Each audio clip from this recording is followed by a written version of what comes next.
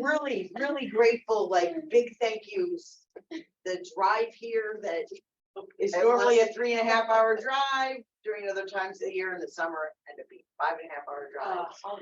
And I'm grateful for every mile that brought me here. Because we had a couple friends and I went out to dinner last night and we had a wonderful dinner time. The food was great, but what was even better was the company, the sharing, and all of that. And my one friend Nicole stayed over in the hotel with me, and we were talking last night, and I'm saying, "Oh, in my dream, please tell me what I'm supposed to speak about. You know, please give me something." And we woke up this morning, and she's like, "Well, did you have a dream?" And I said, "No." So I'm getting on the computer, and I'm like, maybe something will inspire me, and no. And so Nicole and I sat, and we held hands, and we're like, okay, something's gonna come. And she said, "It's gonna be a great day." And I said, "What? Or it's not. And either way, it's okay." And she said, "No, it's gonna be a great day." And I thought, well, maybe that's it. Maybe that's what we're talking about. And then Candy gets up and gives that beautiful poem about there she goes, no, here she comes. And interesting that there's a Beecher link to that. I had never heard that. I always thought it was that Henry Van Dyke was the person that it was credited for. But here's the interesting part. When I started my mediumship journey, only a few years ago, I'm 42. John Edward, if you're familiar with John Edward, most people are. He was the one that I started watching him on TV at a TV show called Crossing Over. Right. And it was during that time that my mother was passing. And I remember going to my dad's house and we're waiting for her, you know, to do her thing and go to the other side, but she was a very stubborn woman. And, you know, it was days and days and days. And I'm going to the chapel and I'm begging, please God, take her, got to go. And then she just wouldn't go. But during that time, I introduced my dad to Crossing Over. And at that same time, that poem that you just read, that you had picked up to read, like the synchronicity of it all is kind of blowing my mind a little bit, was what I gave my dad. And John Edward had it in one of those, that's when they used to mail out things. It wasn't all email, but they would mail out these little newsletter things, and that was in the back. And I still have it. I have it to this day. And I'm thinking to myself, what are the chances? I think I know what Spirit is saying. Because sitting here 20 minutes ago, I didn't have any idea what I was talking about.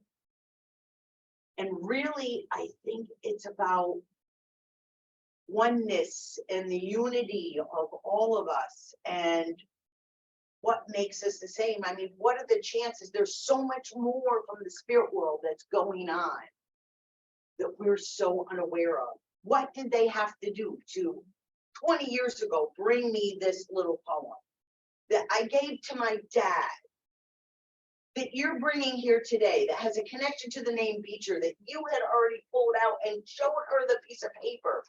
You can't make this stuff up.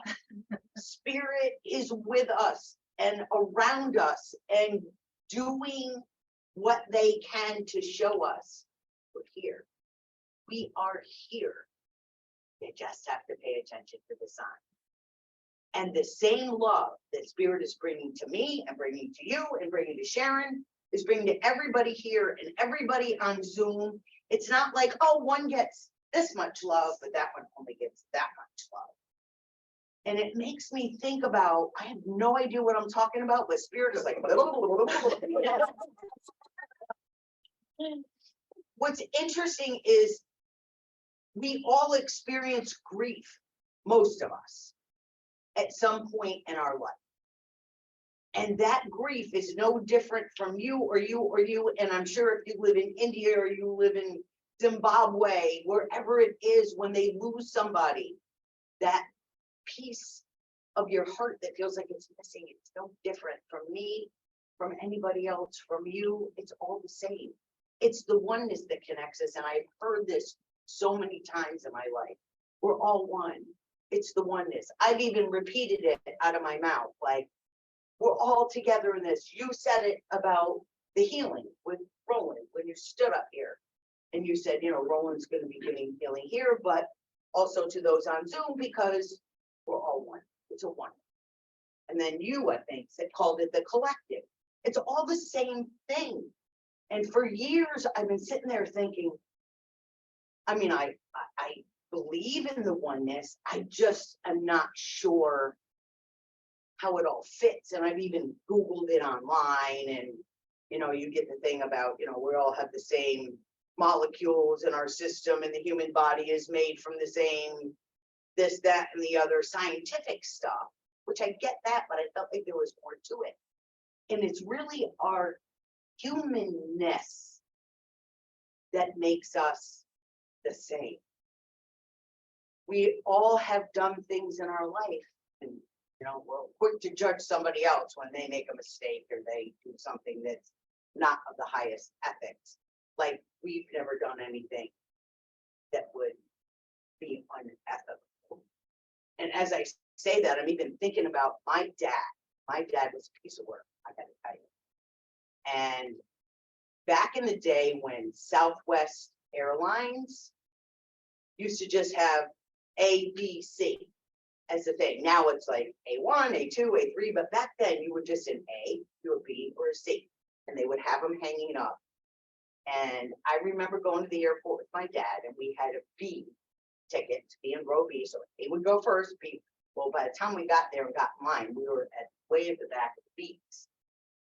My dad was just like, don't worry about it, I got it. To me, what difference does it make? We sit together, we do it, we don't, but everyone sits together.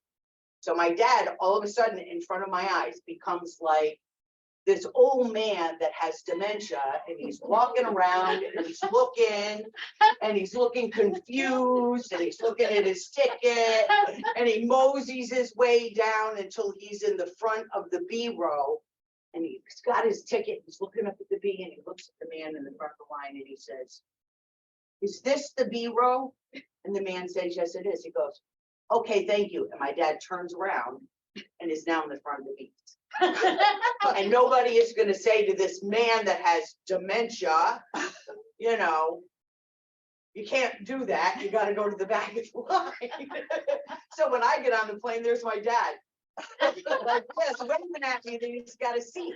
Like, is it the worst thing in life? No. Was it ethical? No. But we all do these goofy things because we have no patience. And that's like just one of the things that I think of. It's like, we all do these things. These goofy little things, that fabulous memory that just popped into my head, and I feel like it's my dad on the other side going, "Yeah, I'm still here." You know, we're all connected by these experiences. And as I talk, I'm even being guided to talk about air. Like, we all breathe the same air. Okay. I got to follow this now. So breathing, this is interesting. Breathing in itself, it's not just the air. You're breathing in air that somebody else exhaled.